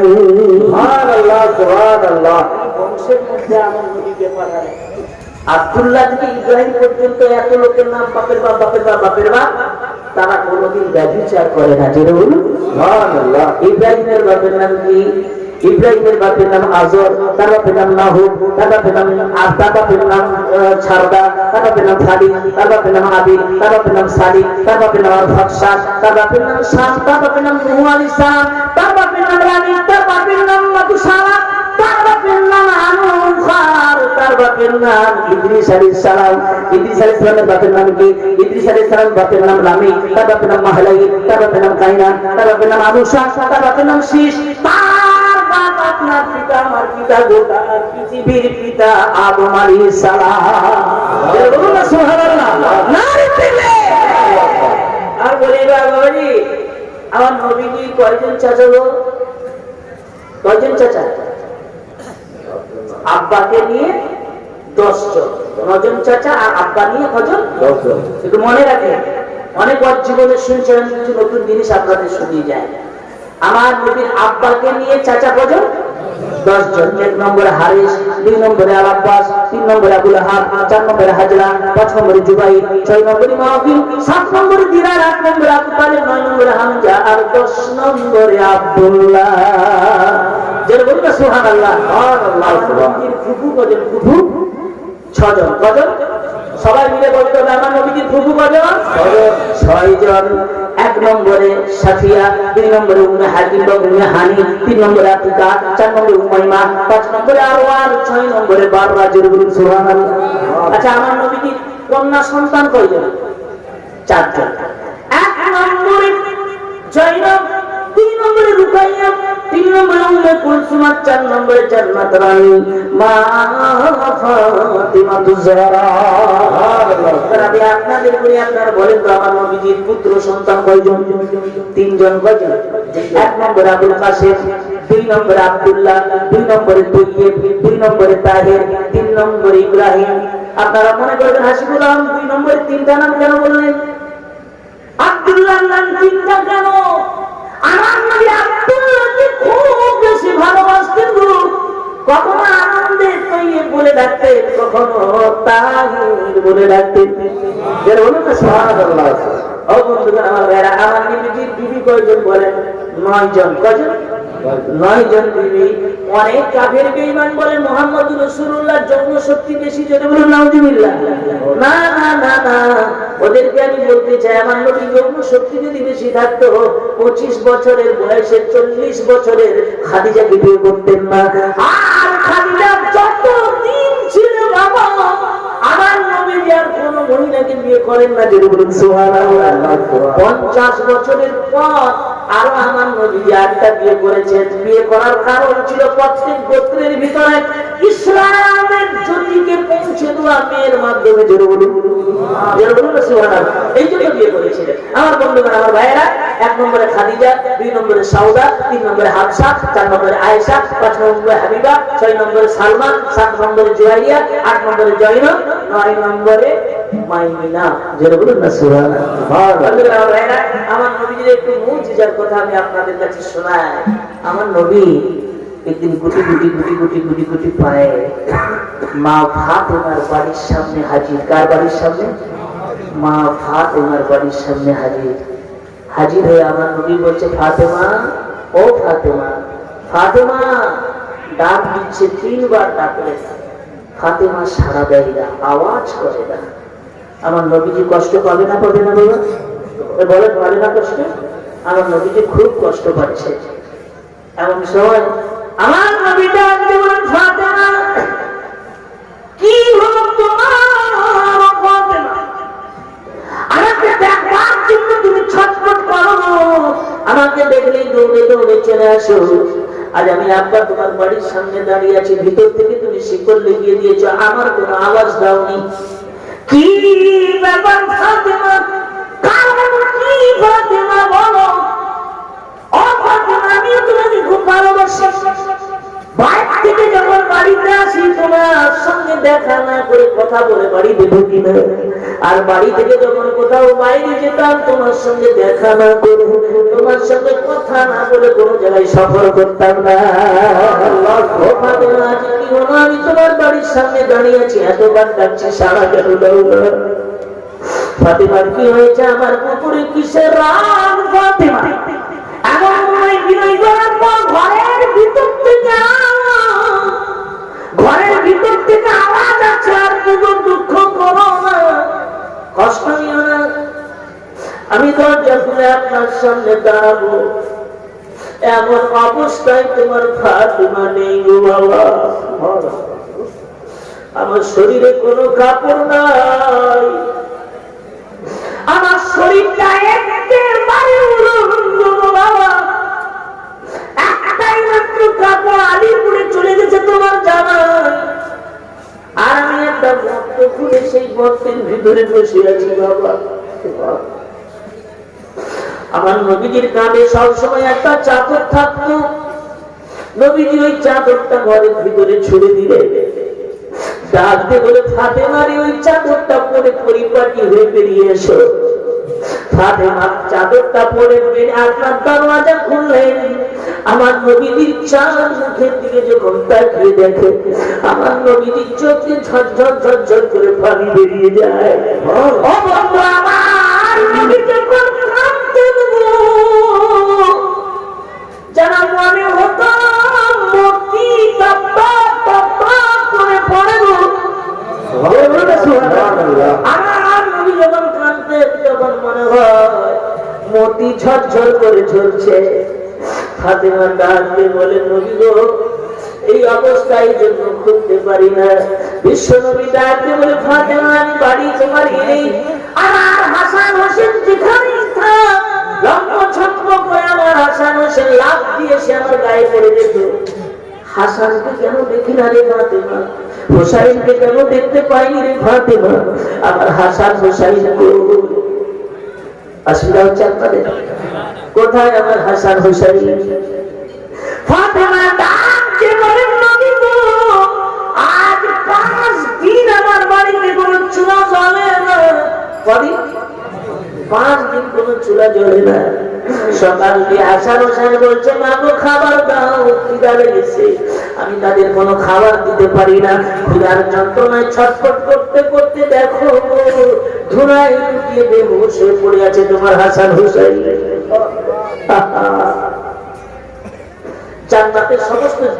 জান্নাতের সমস্ত যুবকদের সারদার হবে, দেখেন কি অবস্থা। জান্নাতের সমস্ত নারীদের সারদার, তার বাড়িতে কি অবস্থা। আর আমাদের কোনো ধৈর্য নাই, সবর নাই, কিচ্ছু নাই। বিশ্বনবী ডাকতে বললেন, ও ফাতেমা, তুমি মনে করেছো আমি মনে খুব খুশি আছি, সুখানে আছি? না না না। আমার নবীজি পেটের কাপড়টা তুললে কেঁদে কেঁদে বললেন, ফাতেমা রে, আমার বাড়িতে 7 দিন চুনা জ্বলে না। কদিন? ফাতেমার বাড়িতে 5 দিন, আমার নবীর বাড়িতে কদিন? 7 দিন আমার নবীর বাড়িতে। আমার নবী ডাক দিয়ে বলছেন, ফাতেমা, ক্ষুধার যন্ত্রণা সহ্য করতে পারি না ফাতেমা, তাই জন্য এই পাথরগুলো নিয়ে পেটে জেগে জেগে ক্ষুধার যন্ত্রণা সহ্য করছি। ও ফাতেমা, শোনো, আমাকে একটু সময় দাও গো ফাতেমা, তোমাদের জন্য যেখান থেকে খাদ্য জোগাড় করে নিয়ে আসলো। দৌড়ে দৌড়ে দৌড়ে দৌড়ে চললেন। যেতে যেতে পথিমধ্যে একটা খেজুরের বাগান। কিসের বাগান? একটা বিশাল বড় খেজুরের বাগান। ওই খেজুরের বাগানের সামনে আমার নবীজি দাঁড়িয়ে গেছেন। এই উদ্দেশ্যে নিয়ে, এই চিন্তা করে যে খেজুর বাগানের মালিক যদি বেরিয়ে আসে, ওই খেজুর বাগানের মালিককে বলবো, আমাকে খেজুর বাগানে কিছু কাজ দাও। এই কাজের বিনিময়ে কোনো টাকা দিতে হবে না, পয়সা দিতে হবে না, শুধু কিছু খেজুর দিলে হবে। এই চিন্তা করে আমার নবীজি খেজুর বাগানের সামনে দাঁড়িয়ে আছেন। এমন সময় খুব সুন্দর একটা পোশাক পরিধান করে একজন বেরিয়ে আসছে। এখন মালিক বা শ্রমিক তার পোশাক দেখলে বোঝা যায় কি যায় না? কথা বলে, পোশাক দেখলে বোঝা যায়। খুব সুন্দর ভালো পোশাক করে বেরিয়ে আসছে। আমার নবী মনে করছে এইটাই বুঝি মালিক। লোকটি আস্তে আস্তে আমার নবীর কাছে এনেন। আমার নবীর ডাক দিয়ে বলেন, আপনি বুঝি এই বাগানের মালিক? বলে, হ্যাঁ। আপনার কি দরকার? আমার নবী বললেন, আমার দরকার হলো আপনার বাগানে যদি কোনো কাজ থাকে আমাকে দাও। টাকা দিতে হবে না, কিছু খেজুর দিলে হবে। আমার নবীকে এত সুন্দর দেখতে বাবা, সৃষ্টি থেকে পর্যন্ত, এখান থেকে নিয়ে কিয়ামত পর্যন্ত আমার নবীর মতো আর একটা মানুষ আল্লাহ বানাবে না। আমার নবীর মুখের দিকে কেউ যদি তাকাতো, ঈমান নাই থামতে পারতো না। আমার নবীর দিকে যদি কেউ তাকাতো, আবার দেখার জন্য ওই রাস্তায় বসে থাকতো অপেক্ষা। আমার ভাইরা, আমার নবীর গায়ে তদানীন্তন জামানায় 40 জন পাহাড়ের গায়ে যত শক্তি, আল্লাহ পাক আমার নবীর গায়ে অত শক্তি দিয়েছিলেন। সুবহানাল্লাহ, জোরে বলুন না সুবহানাল্লাহ। 40 জন পাহাড়ের গায়ে যত শক্তি, তত শক্তি আল্লাহ কার গায়ে দিয়েছেন? আমার নবীর গায়ে দিয়েছেন। এত সুন্দর দেখতে, এত সুন্দর যুবক। এখন মালিক চিন্তা করছে, এত সুন্দর শক্তিশালী যুবক, টাকা নেবে না, পয়সা নেবে না, খেজুর দিলেই হবে, অনেক কাজ করিয়ে নেব। মালিক বলছে, শোনো বাবা, ওই দিকে তাকিয়ে দেখো। ওই দিকে তাকিয়ে দেখছেন, মালিক বলছেন, দেখো ওই দিকে খেজুর, 20টা খেজুর গাছ আছে। আর ওই দিকে তাকিয়ে দেখো একটা কুয়া। ওই কুয়া থেকে 1 বালতি করে পানি তুলবে, খেজুর গাছের গোড়ায় দিবে। 20টা খেজুর গাছের গোড়ায় দিবে। একটা খেজুর গাছের গোড়ায় পানি ঢাললে একটা খেজুর, তাহলে 20টা গাছের গোড়ায় কটা পাবে? 20টা খেজুর। আমার নবীজি রাজি হলেন। আমার নবীজি কুয়া থেকে 1 বালতি, 2 বালতি, 3 বালতি করতে করতে বাবা, আমার নবীজি 19 বালতি পানি ঢালা হয়ে গেল। ফাইনাল বালতি আনতে গিয়েছে পানি কুয়ায়, বালতিটা ফেলে দিয়েছে কুয়ার মধ্যে। টানতে টানতে দেখা গেল ওই দড়িটা খুবই দুর্বল ছিল, ছেড়ে পড়ে গেছে। দড়ি ছেড়ে কুয়ায় পড়লে আওয়াজ হবে না? হবে না? আওয়াজ হয়েছে। এমন সময় আওয়াজটা ওই মালিকের কানে পৌঁছে গেল। মালিক জেগে আপনার লালে লাল হয়ে সর্বনাশ করে দিয়েছে, আমার বালতিটা কুয়ায় ফেলে দিয়েছে, সর্বনাশ হয়ে গেল। রেগে রেগে চোখ লাল করে মালিক এসে এসে বলছে, এই যুবক, ও মালিক তো চেনে না, ও বিশ্ব নবী। কি চেনে? ও তো চেনে। ও বলছে, এই যুবক কি সর্বনাশ করলেন, আমার বালতির সর্বনাশ করে দিলে, কত বড় ক্ষতি হয়ে গেল। রেগে চোখ লাল করে ওই মালিক বলল কি, আমার নবীজির সোনার গালে গো একটা খুব জোরে ওই লোকটা থাপ্পড় দিয়েছে। আর নবীর সোনার গালটা লালে লাল হয়ে গেল। আর নবী পারলে 40 জন পাহাড় মানে গায়ে যত শক্তি, আমার নবীর গায়ে তত শক্তি। আমার নবীজি পারলে ওই লোকটাকে ওইখানে আছাড় মেরে মেরে দিত, ঠিক কিনা? কথা বলেন ঠিক কিনা? ফাবিমা রাহমাত লিউতালাহু ওয়া কুনতা ফাজ্জান ওয়ালিদাল কলব লাম খাদু মিন হাওলিকা। আল্লাহ পাক বলছেন নবী গো, আমি আপনার অন্তরটাকে নরম করে দিয়েছি, দয়া মায়া দিয়ে ভরে দিয়েছি। এই জন্য আপনার কাছে যারাই যাই সিমেন্টেড হয়ে যায়, চিপকে যায়। আপনার মনটাকে এমন নরম করে দিয়েছি, এত দয়া মায়া উদারতা দিয়ে ভরে দিয়েছি। এই জন্য আপনার কাছে যারা যায় সব সিমেন্টেড হয়ে যায়। আমি যদি আপনার অন্তরটাকে কঠিন করতাম, পাথরের মতো যদি আমি আল্লাহ আপনার অন্তরটাকে শক্ত করতাম, তাহলে যারাই আসতো সব ছিটকে চলে যেত। নাউজুবিল্লাহ। আমার নবীর অন্তরটা কি নরম, কি নরম। লোকটি আমার নবীর থাপ্পড় মারল, আমার নবী চাইলে মেরে ফেলতে পারতেন। আমার নবী কি করলেন জানেন? ওই লোকটার হাতটা নিয়ে বারবার আমার নবী শুধু চুমু খায় আর জিজ্ঞাসা করে, বাবা তোমার হাতে লাগলো নাকি? সুবহানাল্লাহ বলবেন না? তোমার হাতে লাগলো নাকি? লোকটি তো আবার কি ব্যাপার, এত জোরে থাপ্পড় মেরেছে, আমার হাত কিলকিল করছে। বাবা ও আরো জিজ্ঞাসা করে, তোমার হাতে লাগলো নাকি? লোকটি আমার নবীর উপরে সন্তুষ্ট হয়ে গিয়েছে। জোরে বলুন। সন্তুষ্ট হয়ে গিয়ে আমার নবীকে বলে, 20টা খেজুর দেব না, 30টা দেব না, 40টা খেজুর তোমারে দিয়ে দিলাম। 40টা খেজুর পেয়ে আমার নবী খুব আনন্দিত। আমার নবীকে যে গালে এত জোরে মেরেছে, ওই মারের কথা ভুলে গিয়েছে। কেননা 40টা খেজুর নিয়ে হাসানকে খাওয়াবে, হোসেনকে খাওয়াবে, ফাতেমাকে খাওয়াবে, নিজে পেট পুরে খাবে। দৌড়ে দৌড়ে 40টা খেজুর নিয়ে ফাতেমার বাড়িতে হোক, ফাতেমার বাড়িতে 40টা খেজুর নিয়ে পৌঁছে গেছে নবীজি। হাসাইন হোসেন এসে কোলে উঠলো। একটা হাসাইনের মুখে, একটা হোসাইনের মুখে, একটা হাসানের মুখে, একটা ফাতেমার মুখে। এইভাবে খেতে খেতে এক পর্যায়ে আবার নবীজি মুখে দিয়েছে গো। এমন সময় যেই লোকটি আমার নবীর গালে থাপ্পড় মেরেছিল এসে হাজির। আমার নবী দেখে অবাক। কেন অবাক হলেন জানেন? ওর হাতটা এখান থেকে কাটা। আমার নবী বলছে, বাবা কিছুক্ষণ আগে তোমার হাতটা কত সুন্দর ছিল, হাতটা কাটলো কি করে? লোকটি বলছেন, শোনো গো, আপনাকে মারার পর তারপর যে আপনি আমার সঙ্গে আচরণ করলেন, যে ব্যবহার করলেন নবী, আমি বুঝতে পেরেছি আপনি কোন মানুষ না। এখন কাফের বেঈমানেরা মুসলমানদের মধ্যে অনেক লোক আছে আমার নবীকে মানুষ বলে, ঠিক কিনা? আমার বন্ধুগণ, আমার ভাইরা, শোনো বাবা, মারার পর অনুশোচনা করে দেখেছি আপনি মনে হয় মানুষ না। আমি বাড়ি যেতে যেতে হাতকে জিজ্ঞাসা করলাম, ওরে হাত তুই কার গালে থাপ্পড় মারলি?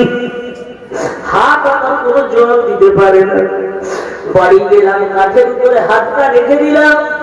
বিবিকে বললাম, ধারালো তলোয়ারটা আমাকে দাও। বিবি তো জানতে পারে না আমি কি কাণ্ড ঘটাতে যাচ্ছি। বিবি আমাকে ধারালো তলোয়ারটা দিল। আমি হাততে বললাম, ওরে হাত, যে নবীর গালে মারে গো, যে হাত, সে হাত আমার শরীরে থাকার অধিকার নাই। ধারালো তলোয়ারটা নিলাম বাবা, ধারালো তলোয়ার নিয়ে আর দেবো। আমার শরীর থেকে ওই হাতটা আলাদা করে দিয়েছি। এই ব্যাগের মধ্যে ওই হাত আছে নবী গো, এই হাত নিয়ে তোমার কাছে এসেছি, মাফ করে দাও।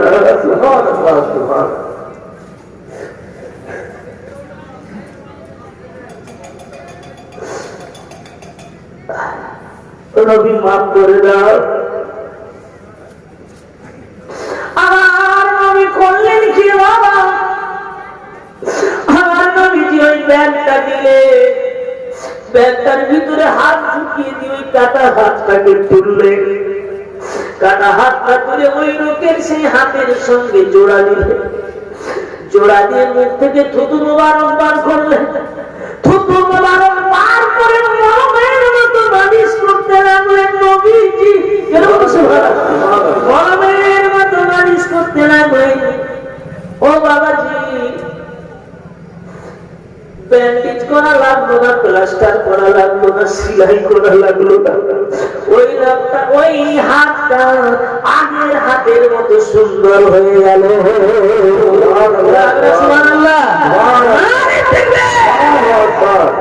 আগের হাতের মতো সুন্দর হয়ে গেল।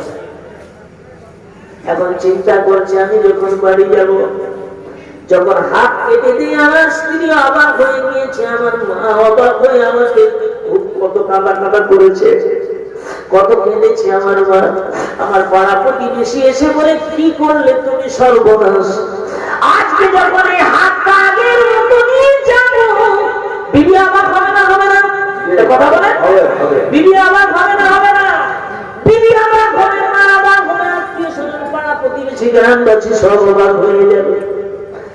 আমি আগের হাতের মতো বাড়ি গেলাম, আমার বিবিটা বলে, স্বামী গো, তুমি কি কেমন এমন ডাক্তারের কাছে গেলে?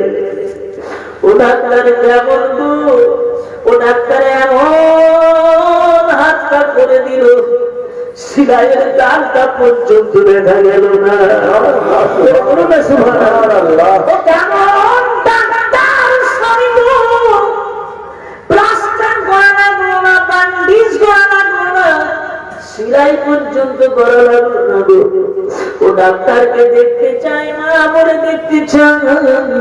গ্রামবাসী সব বলে ওই ডাক্তারকে দেখতে চায়। হাজার হাজার মানুষ আমার নবীর দরবারে আমার নবীকে ডাক দিয়ে বলে, ও মুহাম্মদুর রাসূলুল্লাহ সাল্লাল্লাহু আলাইহি ওয়াসাল্লাম বেরিয়ে এসেছে। আমার নবীজি যখন ঘর থেকে বেরিয়েছে, হাজার হাজার লোক বলছে, মানুষ দেখি না পূর্ণিমার চাঁদকে দেখি। মানুষ না পূর্ণিমার চাঁদ। চিৎকার করে বলছেন, আর দেরি করবেন না, আর দেরি করবেন না, কানে না পড়িয়ে আমাদের সকলকে মুসলমান করে দিই। বলুন না সুবহানাল্লাহ। আমার ভাইয়া, আমি তো সত্যিকারের অনেক কথা বলবো বলে এসেছিলাম, কিন্তু বেশি গভীর রাত হয়ে গেলে তো অসুবিধা। কটা বাজে বুঝলো? অনেক রাত হয়ে গেছে। আর বলবো মন্ত্রগুলো ভাঙবো, টাইম লাগবে অনেক। 12:13 হয়ে গেছে, 12টায় শেষ করতে বলেছে। আর বন্ধুগণ, আমার ভাইয়েরা, আমরা যারা ওয়াজ শুনছি, আমি দেখতে পাচ্ছি ছোট ছোট বাচ্চারা ওয়াজ শুনছে, তাই না? এদের জন্য একটা কথা বলবো, আমার মা বোনদের জন্য একটা কথা বলবো। আমার ভাইয়েরা, আমার মা বোনের আওয়াজ শুনছে কি শুনছে না? শুনছে তো? আমার মা বোনেরা একটু কান খাড়া করে শোনো। আর তাই গুণ 1 নম্বর গুণ, আর আবেগুন মুমিনের 2 নম্বর গুণ, আর হামেদুল মুমিনের 3 নম্বর গুণে ছিলাম তো বাবা।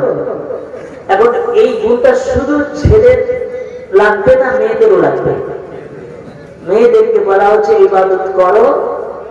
4টা ইবাদত যদি মেয়েরা করে, 4টা, কটা? 4টা কাজ যদি করে মেয়েরা, আল্লাহর জান্নাতের 8টা দরজা যে কোনো দরওয়াজে ঢুকে যেতে পারে। সুবহানাল্লাহ, সুবহানাল্লাহ। এই 4টা: 1 নম্বর নামাজ, 2 নম্বর রোজা, 3 নম্বর স্বামীর খেদমত, 4 নম্বর পর্দা।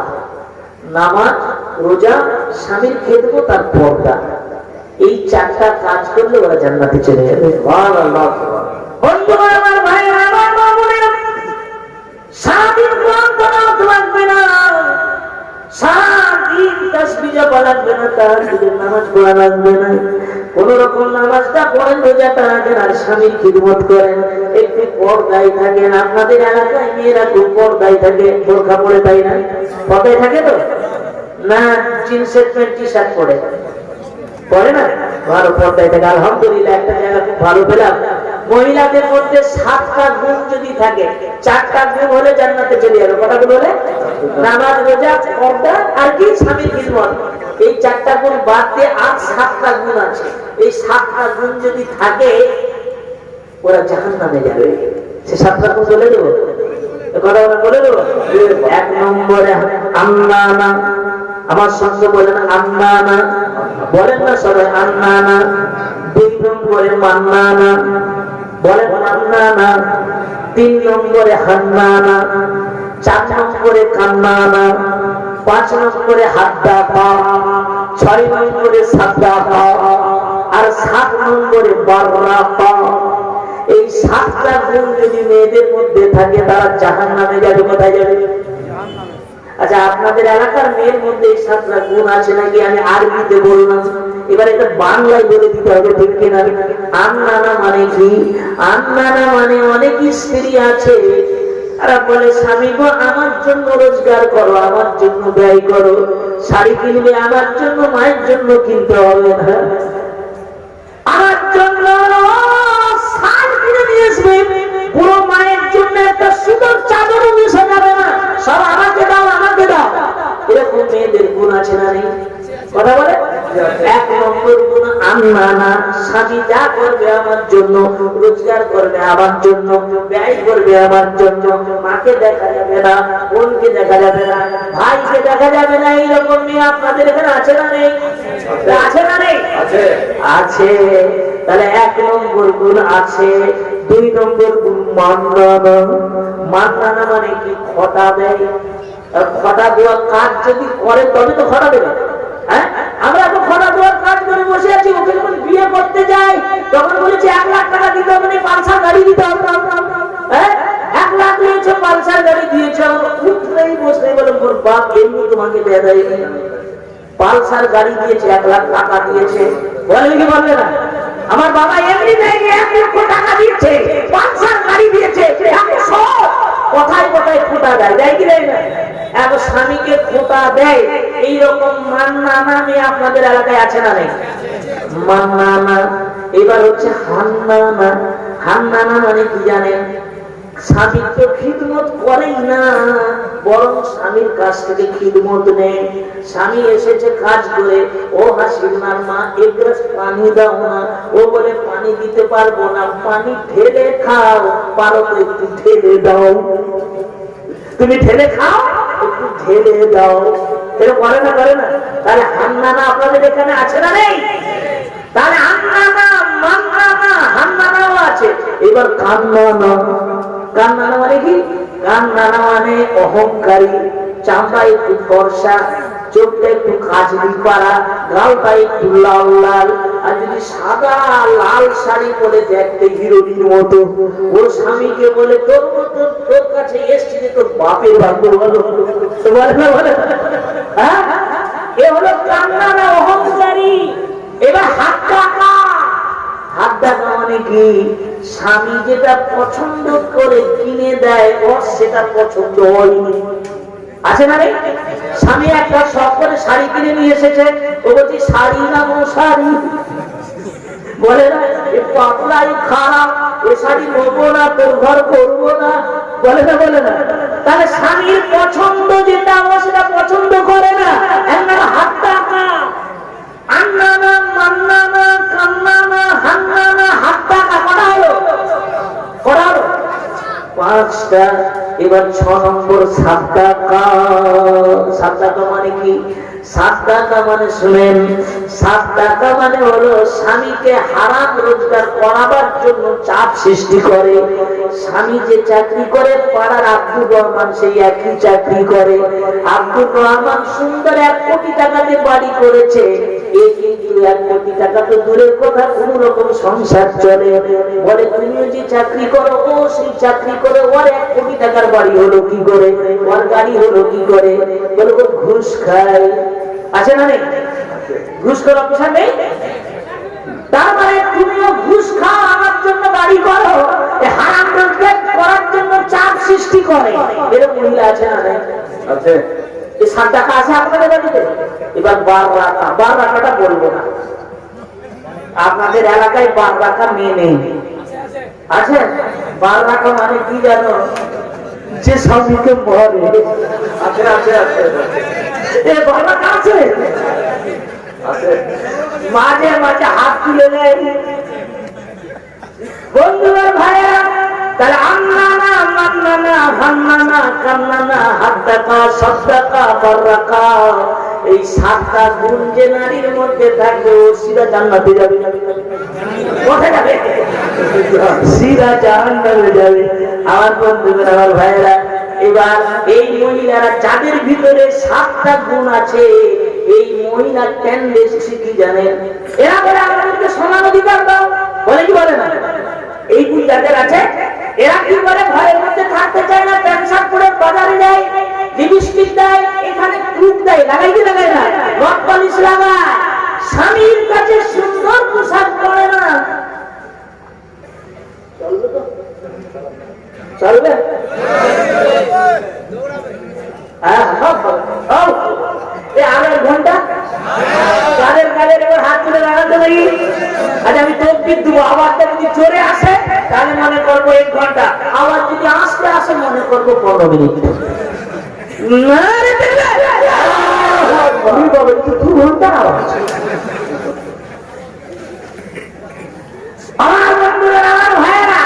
তাহলে এই 7টা গুণ যে নারীর মধ্যে রয়েছে সে নারী বলে আমাদের সমান অধিকার দাও। এবার আপনাদের এলাকার বহু নেতা এমন আছে, চাচাজি, ও চাচা,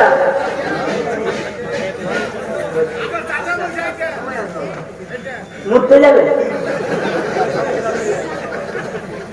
জোরে জোরে লা ইলাহা ইল্লাল্লাহ, লা ইলাহা ইল্লাল্লাহ, লা ইলাহা ইল্লাল্লাহ মুহাম্মাদুর রাসূলুল্লাহ। এখন এই 7টা গুণ যে মহিলাদের মধ্যে আছে, সেই মহিলারা বলে আমাদেরকে সমান অধিকার দিতে হবে, বলে না? বলে না? এখন আপনাদের এলাকায় অনেক নেতা আছে, আন্দোলন করেন মহিলাদের সমান অধিকার দাও। তার মানে ওদের টেন্ডেন্সি হলো মুসলমানদের মেয়েরা বোরকা পরে ঘরে থাকে, ওরা খুব ভালোভাবে আছে। সুন্দরী মহিলাদেরকে দরকার নেতাদের, নেতারা বেশিরভাগ লুচ্চা হয়। কি বলো না? ভুল বলো? কথা বলে? আমি খারাপ বলছি? ওদের আজ একটা মেয়ে দরকার, কাল একটা দরকার, যত কোটি কোটি টাকা হবে, নেতা হলেই কোটি টাকা রোজগার করা যায়, যায় না? আমার বন্ধু, আমার ভাই, টাকা থাকলে এই লাল করা বোতলের মধ্যে যেটা থাকে ওটাকে কি বলে? লাল মতো বোতলে লাল মতো থাকে ওটাকে কি বলে? বিয়ার। এখন একটা নেতা বিয়ার দিয়ে যেতে যেতে গাছের সঙ্গে ধাক্কা মেরে দিয়ে বলে, সাহেব শুয়ে দাঁড়ান। কথা বলেন না?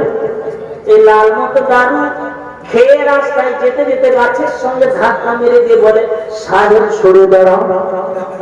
কথা বুঝছে না? নেতারা এইরকম, রাতের বেলা একটা আলাদা চরিত্র, দিনের বেলা আলাদা চরিত্র। আমাদের নাম হচ্ছে এক্সটার্নাল ক্যারেক্টার, ইন্টারনাল ক্যারেক্টার।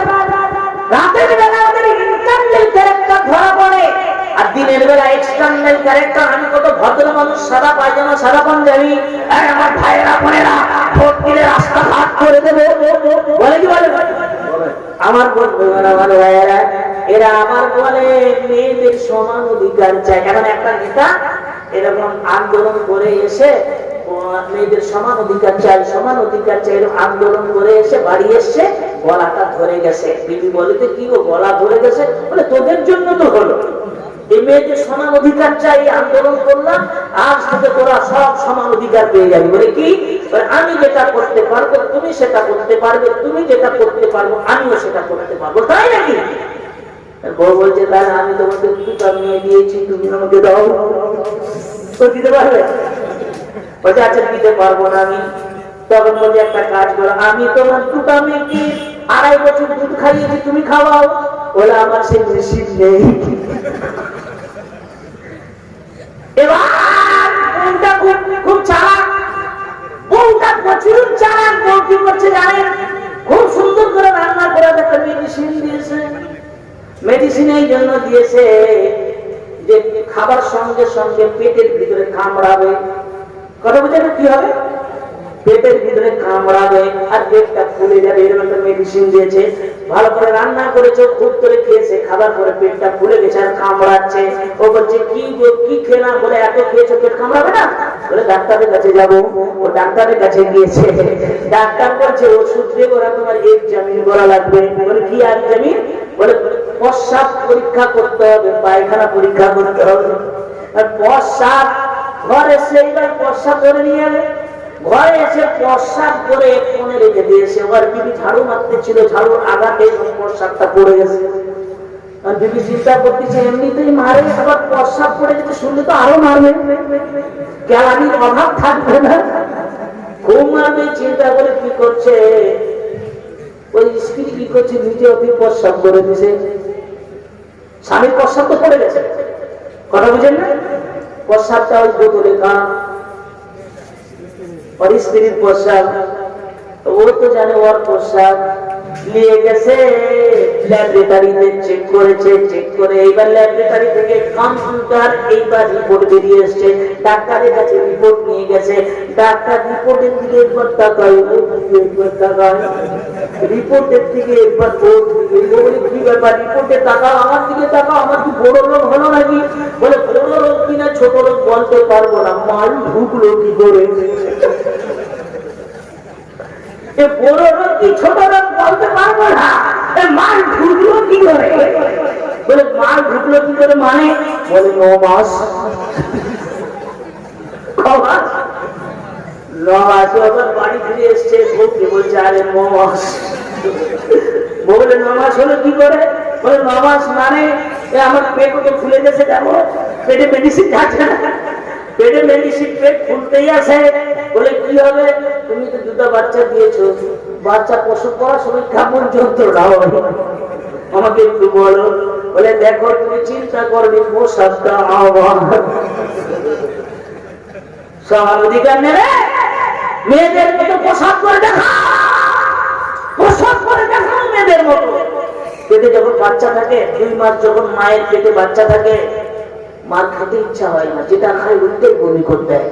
9 মাস যখন পেটে বাচ্চা থাকে, সারা রাত পেটের ভিতরে একটা জিন্দা মানুষ, তার পেটের ভিতরে আর একটা জিন্দা মানুষ, সে চুপচাপ থাকে না, কখনো হাত দিয়ে, কখনো মাথা দিয়ে, কখনো হাঁটু দিয়ে হুড়া হুড়া করে কি করে না? মার পেটের ভিতরে যখন বাচ্চা নড়াচড়া করে, মায়ের যন্ত্রণা শুরু হয়, এমন যন্ত্রণা শুরু হয়, মা সারা রাত ঘুমাতে পারে না, বসতেও পারে না, উঠতেও পারে না। যন্ত্রণাকে লাঘব করার জন্য মা সারা রাত দেওয়াল ধরে ধরে কাটিয়ে দিয়েছে, ঠিক কিনা? ওই মার সঙ্গে অপব্যবহার করবে না বাবা। আমার বন্ধুগণ, আমার ভাইয়েরা, আমি অনেক কথা বলবো বলছিলাম, কিন্তু আজকে সে টাইম নাই। আল্লাহ পাক যদি নিয়ে আসে, আপনাদের কাছে যে মন্ত্র তন্ত্র পড়া হয়েছে এই সবগুলো হবে এবং আরো সুন্দর ইতিহাস থেকে আলোচনা করা হবে। আসুন আমরা বিশ্বনবীর শানে একটু সালাতুস সালাম, ইয়া নবী সালাম।